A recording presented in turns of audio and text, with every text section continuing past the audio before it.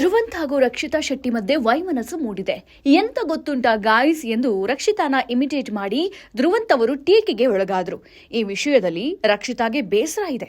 ಅವರು ಈಗ ಧ್ರುವಂತ್ ಬಗ್ಗೆ ಮಾತನಾಡಿದ್ದಾರೆ. ಭಾನುವಾರದ ಎಪಿಸೋಡ್ನಲ್ಲಿ ಸುದೀಪ್ ಒಂದು ಚಟುವಟಿಕೆಯನ್ನ ಕೊಡ್ತಾರೆ. ನಂಬಿಸಿ ಮೋಸ ಮಾಡಿದ್ರು ಎಂಬುದಕ್ಕೆ ಯಾರು ಹೆಚ್ಚು ಸೂಕ್ತ ಎಂಬುದಕ್ಕೆ ಸ್ಪರ್ಧಿಗಳು ಉತ್ತರಿಸಬೇಕಿತ್ತು. ಆಗ ರಕ್ಷಿತಾ ಅವರು ಧ್ರುವಂತ್ ಹೆಸರು ತೆಗೆದುಕೊಂಡ್ರು. ಈ ವೇಳೆ ರಕ್ಷಿತಾ ಶೆಟ್ಟಿ ಆಡಿದ ಮಾತು ಸಾಕಷ್ಟು ಗಮನ ಸೆಳೆಯುವ ರೀತಿಯಲ್ಲಿ ಇತ್ತು. ಜನರ ಬಳಿ ನಾನು ಮಾತನಾಡೋದೇ ಹಾಗೆ. ನಾನು ಯೂಟ್ಯೂಬ್ ಚಾನೆಲ್ ಓಪನ್ ಮಾಡಿ 6 ತಿಂಗಳಲ್ಲಿ ಬಿಗ್ ಬಾಸ್ಗೆ ಬಂದಿದ್ದೀನಿ. ಅದು ನನ್ನ ತಾಕತ್ತು.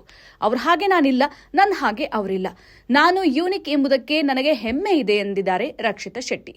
ಮಲ್ಲಮ್ಮ ಹೊರ ಹೋಗೋಕೆ 80% ಕಾರಣ ಧ್ರುವಂತ್. ಈ ಕಾರಣದಿಂದ ನಂಬಿಸಿ ಮೋಸ ಮಾಡಿದ್ರು ಎಂಬ ಟ್ಯಾಗ್ನ ಧ್ರುವಣ್ಣಂಗೆ ಕೊಡ್ತೀನಿ ಎಂದು ರಕ್ಷಿತಾ ಹೇಳಿದ್ರು. ಅಣ್ಣ ಎಂದು ಕರೆದಿದ್ದಕ್ಕೆ ಮರುಗಿದ್ರು. ನೀವು ನನ್ನ ಅಣ್ಣ ಆಗ್ಲಿಕ್ಕೆ ಅರ್ಹರೇ ಅಲ್ಲ, ಹೀಗಾಗಿ ಧ್ರುವ ಸರ್ ಎನ್ನುತ್ತೀನಿ ಎಂದು ರಕ್ಷಿತಾ ಶೆಟ್ಟಿ ಹೇಳಿದ್ರು. ರಕ್ಷಿತಾ ಶೆಟ್ಟಿ ಅವರು ಆಡಿದ ಮಾತಿಗೆ ಎಲ್ಲರೂ ಮೆಚ್ಚುಗೆ ಸೂಚಿಸಿದ್ದಾರೆ. ಈ ವಿಡಿಯೋ ವೈರಲ್ ಆಗಿದೆ. ರಕ್ಷಿತಾ ಶೆಟ್ಟಿ ಅವರು ಬಿಗ್ ಬಾಸ್ ಮನೆಯಲ್ಲಿ ಉತ್ತಮವಾಗಿ ಆಡ್ತಾ ಇದ್ದಾರೆ. ಕಳೆದ ವಾರ ರಕ್ಷಿತಾಗೆ ಕ್ಲಾಸ್ ತೆಗೆದುಕೊಂಡಿದ್ದು ಅನೇಕರಿಗೆ ಇಷ್ಟ ಆಗಿಲ್ಲ. ತಪ್ಪು ಮಾಡಿದ ಅನೇಕರೂ ಇದ್ದಾರೆ.